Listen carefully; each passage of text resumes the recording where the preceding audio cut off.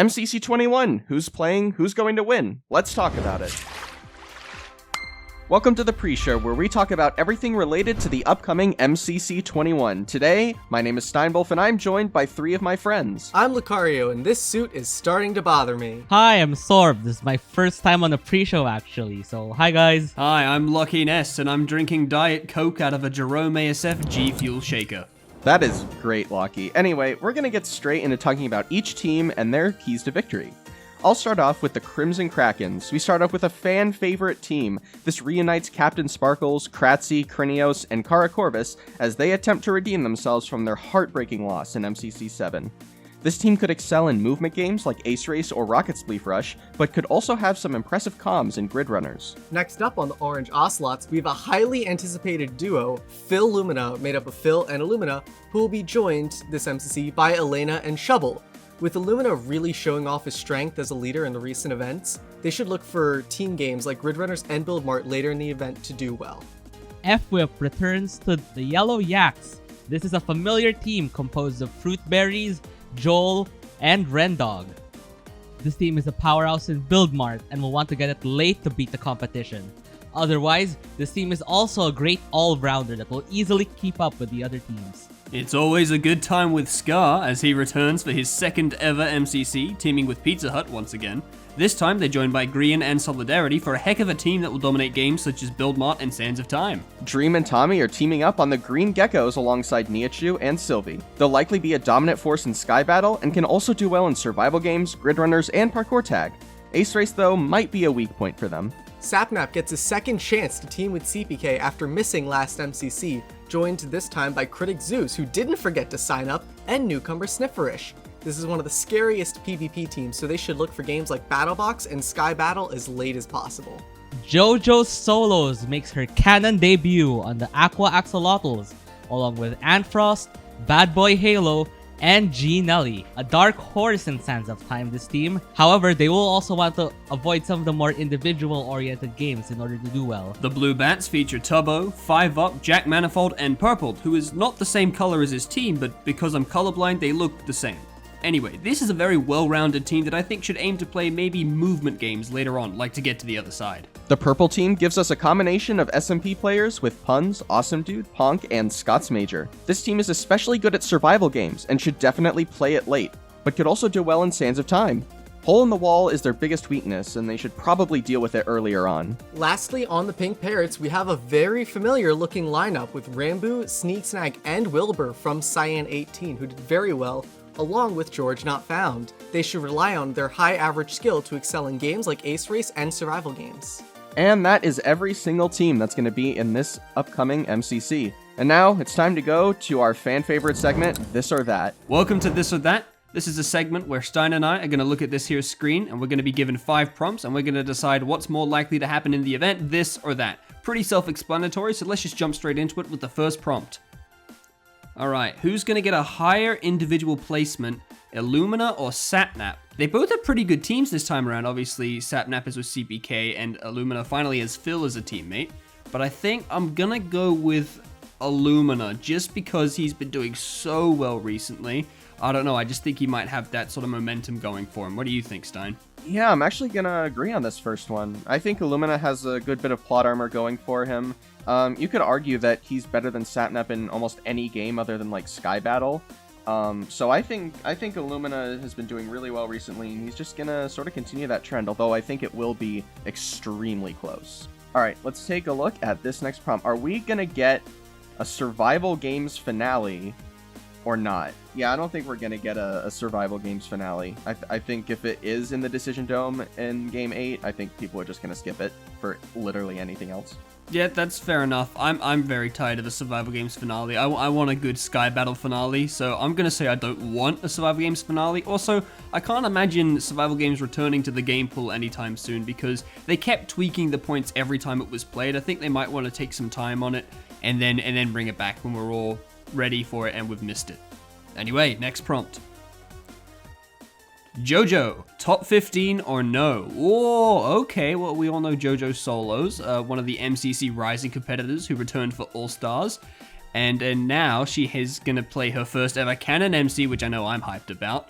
But do we think she's going to get top 15? I want to be very optimistic about this. I'm going to say yes. I have a lot of faith in her abilities, especially PvP-wise. So I think with the right event, it's very possible. I'm gonna go yes. I think she could do it. What about you? This is another really tough one.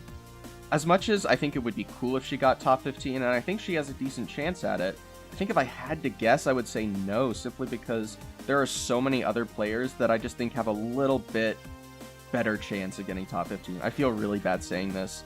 Stein, where's your girl power?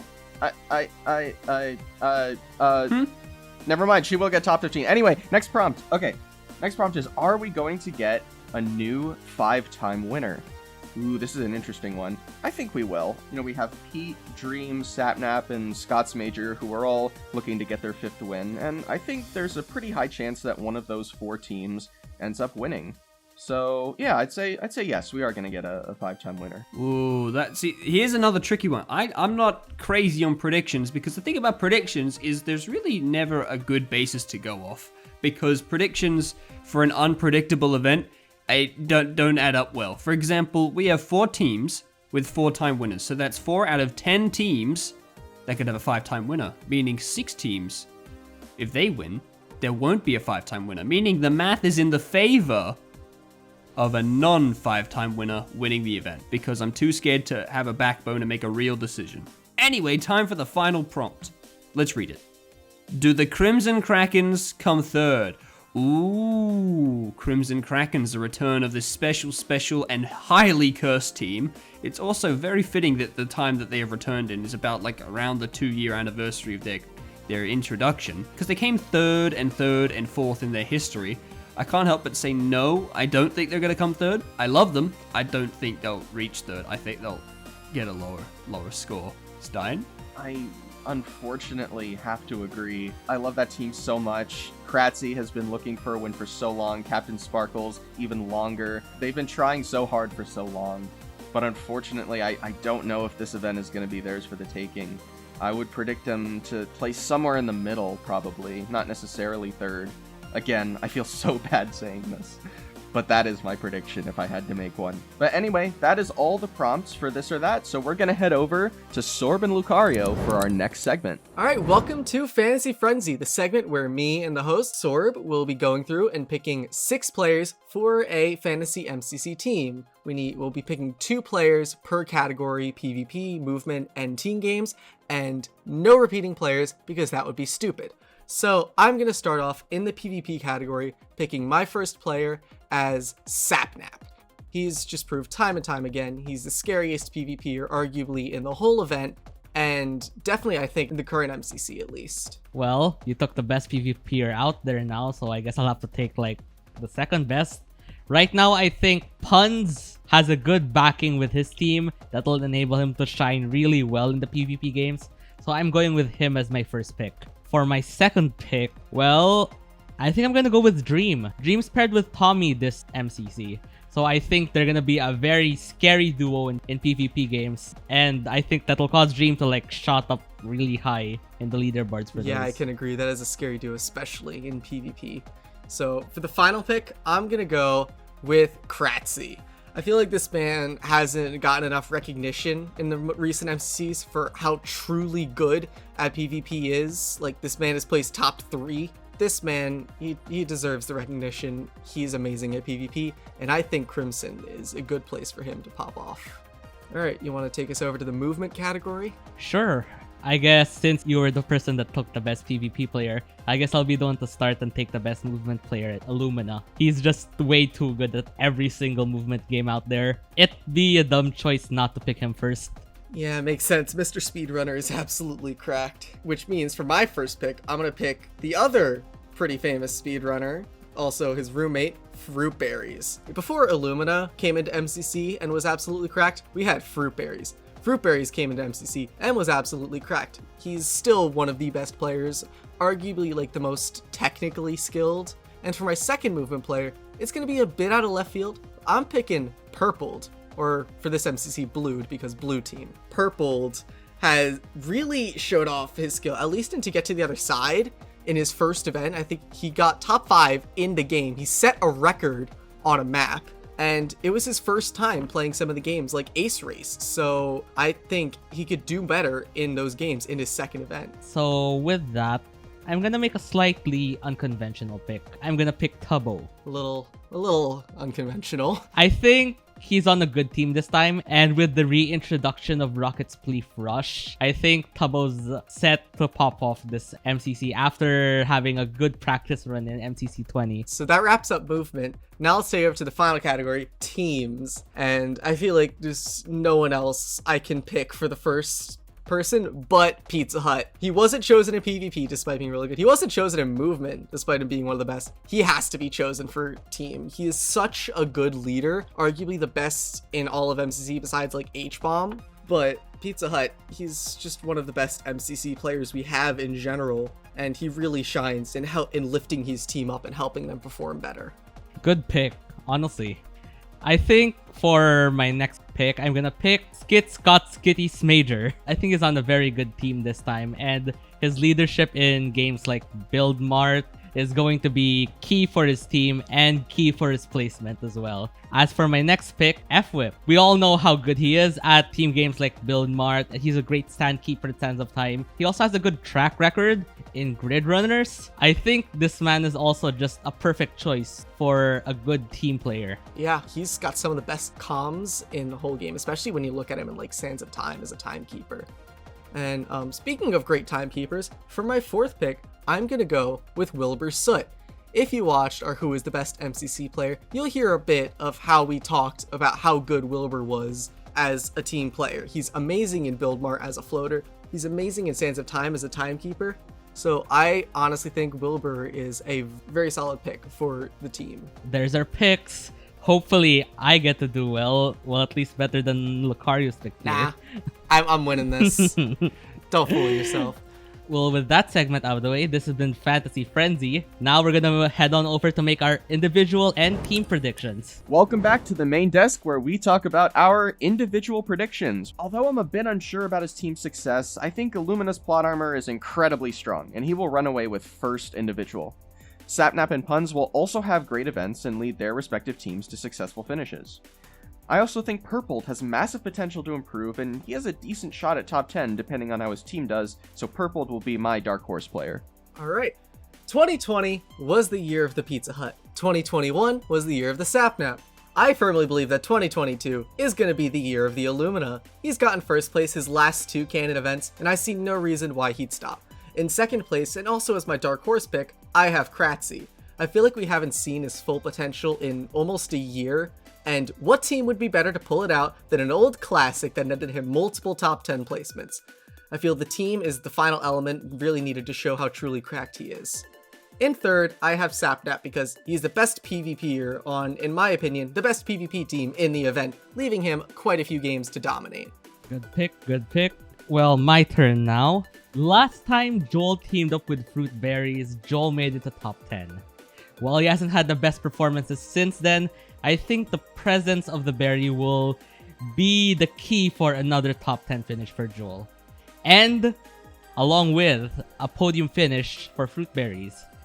Illumina's dominance in movement games will also likely place him top 3, and Pun's leadership along with his excellent teammates will let him shine in the PvP games, the movement games, every game actually, to finish off top 3 for my predictions. I'm a picky eater, so the only kind of fruit I like is a Fruit Berries first place individual, which on the yellow team I'd like to say is very possible, because you know what they say, when you mess with the bull you get the horns, and when you mess with the yellow yaks you get a sore back. Yep, that made sense. And in second I have Illumina, because Illumina is very, very good. And in third I have Ranboo, who I'm predicting will get over his third place curse before the captain, and that will be tragically hilarious. Also, my dark horse is once again George Not Found, because when I say this, he performs well, and I don't even think taking an event off can slow down this legend. Everybody on the desk thinks that one of the members of Fruit Ninja is going to get first, but some of us think it's Fruit, some of us think it's the Ninja, because I think it's Illumina. I agree with Stein. I think it's Illumina. I want to hear what you guys gotta say. For me, I think Fruit has like a more well-rounded team backing him. Fruit's gonna be the carrying PvP in movement, while Yellow's performance in team games is gonna push Fruit right over Illumina. I'm still gonna have to argue here for Illumina. I think Illumina's just been doing too well recently. He's too well-rounded. He's good at like all the games except maybe Sky Battle. You have Illumina and Filza. Filza is a very good player in his own right as well, so when you pair a strong player with a very, very strong player in Illumina, it really boosts the two of them, which is why I think Illumina is going to get the edge over Fruit Berries. But seriously though, I think the yellow team is very strong, so I'm gonna say Fruit will come out on top because he's used to working under pressure and carrying teams. He's not gonna have to carry though because his team is actually quite good. Stein, are we arguing against the power of friendship? Oh, I think we might be on the wrong side of history here. Alright, it's time to move on to our team predictions now. I guess I'll start off. I think Purple is an incredibly strong and well-rounded team. Each player is capable of doing well, and Puns can easily function as a great leader. The way I see it, this team has the easiest path to the finals. I also like the chances of the Cyan Coyotes. Sapnap has been going crazy in Season 2, CPK has had some of his best showings recently, and Critic Zeus has been dramatically improving. Seriously, I've personally fought him several times on CubeCraft, and he's gotten pretty good. Together, they should be able to help Snifferish, the newcomer on the team, get a 100% dodge bolt rate. I believe that Sapnap will lead his team to a dodge bolt victory, continuing his success in his dodge bolt rivalry against Puns. My Dark Horse team is the Blue Bats. They have 3 members who are capable of getting top 10, especially now that Purple has some experience and will only improve after getting 15th in MCC 20. Jack Manifold has also shown capabilities as a support player, especially in PvP games, and could definitely help the team do well. So I agree with one thing you said. I do also think Cyan is a very formidable team. Any team will struggle in trying to match Cyan's PvP prowess, which will lead to quite a few games just being dominated by them. Beating them in Dodgebolt, and also as my Dark Horse team, I have the Crimson Krakens, which hopefully will break the captain's curse. Crimson proved in Season 1 that they're a reliably good team, missing Dodgebolt by an average of around 750 coins across their 3 appearances.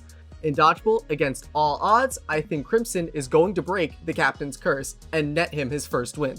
Okay, I'll agree with Stein again, but on a different half this time. I'm saying that Purple is going to be a powerhouse due to how Scott rounds out this team. Most of the team members' strengths lie in like PvP and movement games, so I'm really excited to see how they'll do there.